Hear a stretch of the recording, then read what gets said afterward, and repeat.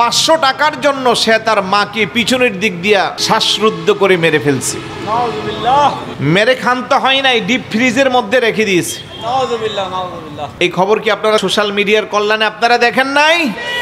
যে মা তাকে এত কষ্ট করে গর্ভ ধরলো, মা ধাপে ধাপে 3টা কষ্ট করে সন্তানকে গর্ভ নিয়ে, বলেন কয়টা? 10 মাস 10 দিন গর্ভে রাখি। 2 নম্বরে পৃথিবীর সবচেয়ে কষ্ট মেয়েদের প্রসব যন্ত্রণা। এটা পৃথিবীর কোনো পুরুষ তো দূরের কথা, কোনো মা যদি সন্তান গর্ভে না করে প্রসব যন্ত্রণা সহ্য না করে সেও অনুধাবন করতে পারবে না এটা কত বেশি কষ্ট। কথা বলেন ঠিক কি না? 3 নম্বরে দীর্ঘ 2 বছর 2.5 বছর পর্যন্ত মা আপনাকে আমাকে বুকের দুধ পান করায়, তারপরে কুলে পিঠে করে তিলে তিলে সন্তানকে বড় করে, বহু মা সন্তানের মুখে খাবার দিতে যায় নিজের খাবার পর্যন্ত ধ্বংস করে। কোন দিকে খাবার, কোন দিকে ভালো পোশাক, কিসের আরাম আয়েশ, এগুলোর কোনো খোঁজ খবর থাকে না। আরে যেই ছেলেটা তার মাকে মারলো, ওই মা ওই দিনও সবজি কাটতেছে, তাড়াতাড়ি করে রান্না করবে, সন্তান আসবে, পেটে খিদা লাগলে দুপুরবেলা মনে কষ্ট পাইবে, মা তাড়াতাড়ি করে সবজি কাটতে বসলো। আর ছেলেটা তার ওই প্রেমিকাকে খুশি করার জন্য মার কাছে 500 টাকা চেয়েছিল। তো মারা তো যতক্ষণ থাকে সন্তানকে না করে, তো কোনো কারণে মা বলছে যে টাকা দিতে পারবে না। এই জন্য সে রাগান্বিত হয়ে দূর থেকে প্রোগ্রাম করে এসে মা যখন সবজি কাটতেছে পিছনের দিক দিয়ে আমার নাক মুখ চোখ এগুলো জাপসে ধরে শ্বাসরুদ্ধ করে জাগায় মাকে ফেলে মেলছে। আর একটু জোরে বলুন নাউজুবিল্লাহ। তারপরে ঘরের বিশাল ডিপ ফ্রিজের মধ্যে মাকে ঢুকাইছে, একটা কোরাল নিয়ে ঘরের আলমিরা টালমিরা এগুলোর কুবাইয়া ভাঙছে।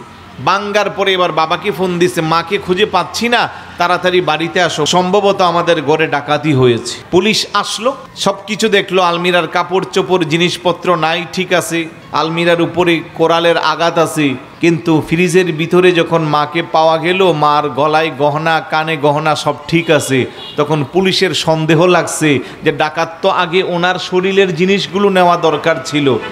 কথা কোন ঠিক না? এই কুলু থেকে তল্লাশি করে র্যাবের অভিযানে সে স্বীকারোক্তি দিল যে আমি নিজেই আমার মাকে মেরেছি। আর পৃথিবীর সবচেয়ে নিকৃষ্ট সন্তান যেটা নেশায় আসক্ত হয়ে যা, যার মধ্যে মনুষ্যত্ব থাকে না, এমন সন্তানও তো অন্তত মা আর বাবাকে সম্মান আর শ্রদ্ধা করে। কথা বলেন ঠিক কি না? আর দুনিয়ার একটা সুন্দরী রূপসী মেয়ের প্রেমে পড়ে তুমি তোমার মাকে জীবন্ত লাশ করে দিলা। আজকে এরকম হাজার হাজার যুবক আমাদের শান্তিবাগের মোড়ে আশেপাশেও আছে না নাই? জোরে বলুন আছে না নাই? মা ভালো কথা বললে মাকে শত্রু মনে করে, বাবা ভালো কথা বললে বাবাকে শত্রু মনে করে। মনে রাখবেন, এই পৃথিবীতে যদি আপনাকে কেউ নিঃস্বার্থ ভালোবাসে, এটা হলো আপনার মা আর আপনার বাবা। বিনিময় ছাড়া ভালোবাসবে। তাছাড়া যত মানুষ আপনার পিছনে ভালোবাসা নিয়ে আসছে, তার পিছনে বিশাল স্বার্থ আছে না নাই? আচ্ছা বলুন তো, ওই প্রেমিকাকে খুশি করার জন্য মাকে শেষ করলো, এখন তার দুনিয়াও শেষ, আখিরাতও খসিরা দুনিয়া ওয়াল আখিরা, দুনিয়াও শেষ, আখিরাতও শেষ। এখন প্রেমিকারে পাইবো, বাকি জীবন তো তার জেলে জেলে যাইব, ঠিক না?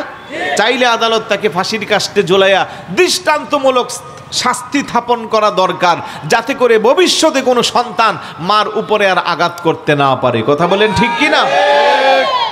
কিন্তু 2-4টা কুলাঙ্গার আমাদের ধর্মের উপরে আঘাত আনে, আমাদের মনুষ্যত্বের উপরে, দেশের উপরে, সামাজিক শান্তির উপরে আঘাত আনে। তার অন্যতম হলো এই ছেলেটা।